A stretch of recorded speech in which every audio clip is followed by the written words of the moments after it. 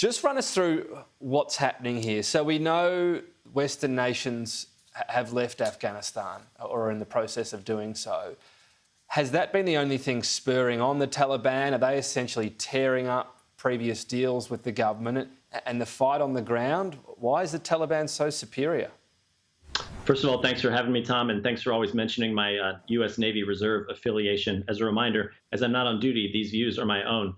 Framing the situation right now, the Taliban have a momentum going where they're going after northern city capitals in Kunduz, Sarwar, and Takhar to take over a swath of area that has previously been contested with U.S. support by the Afghan National Defense. Now, I often tell you, Tom, one of the ways to look at this is to pretend you're an advisor to the Taliban leadership and saying, how can we get the maximum gain out of this?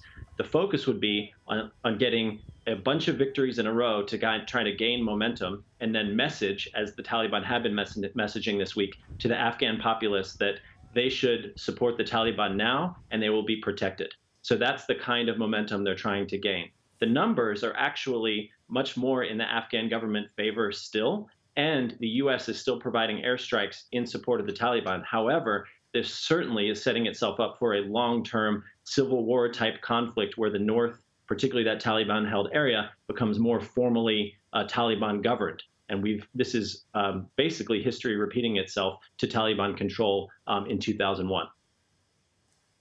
And the future for places where that could become a reality, I know the Taliban's previously spoken around having changed. Is it as brutal and frankly, almost medieval as it has previously been?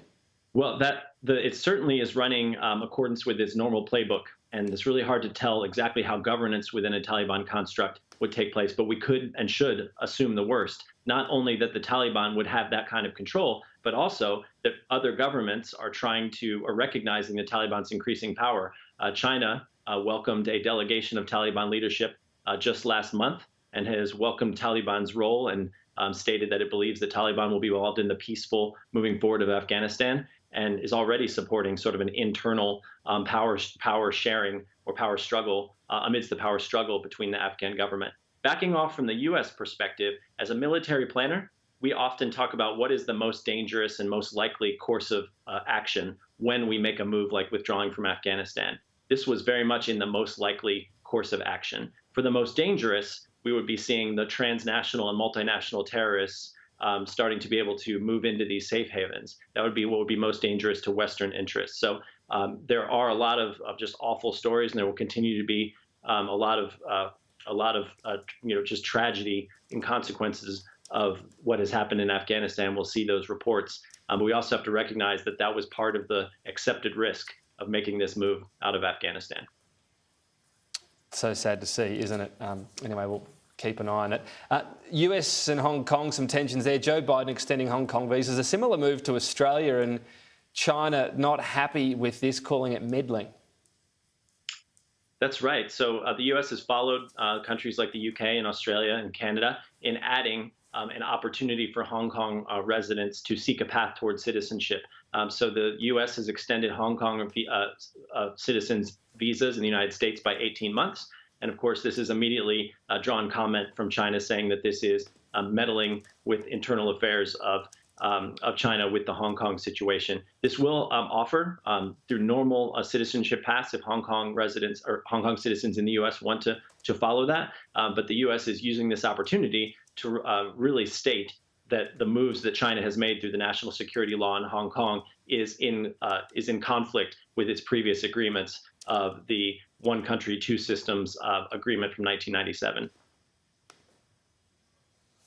Yeah, so it's going to be something that I guess it almost feels cruel to allow a passage out for some, and others have the slow sort of strangling of the Chinese Communist Party to deal with. Just finally, you've been keeping a track on. Let's remember that the citizens that are staying are likely the more pro-Beijing citizens, and all of those are being that are more anti-Beijing are being sort of offered an opportunity to leave. Yeah, you don't. Yeah, it's a good point. You don't want to deny them that, but at the same time, you sort of hobble the resistance. So it's got its drawbacks, I guess. There's no easy answer. Just finally and briefly, you're tracking Iran's new president, a hardliner. Yes. What's that going to mean for their nuclear ambitions? Yes, there's Iran is in the center. We could spend a lot of time talking about Iran being the center of so much: nuclear ambitions, proxy wars, the Iran-Saudi Arabia relationship. But right now, there's absolute sham of an election, and we could go through all the reasons that's the case. From immediately the Guardian Council just disallowing candidates to even run that they don't find to be in line with who they want. And this is also the first Iranian president, Raisi, who is entering office under sanctions from 1988 and war crimes with the United States. It's definitely going to make it difficult for the nuclear talks to continue with a hardliner like this in position. And you have to wonder that withdrawing from the deal in 2015, did it set the stage for a hardliner to take continued power? But we're only seeing more nationalism and moving further away from the nuclear deal. So we really have to hang on tight and hope that at least there'll be some outreach of diplomacy from the new Iranian President Raisi.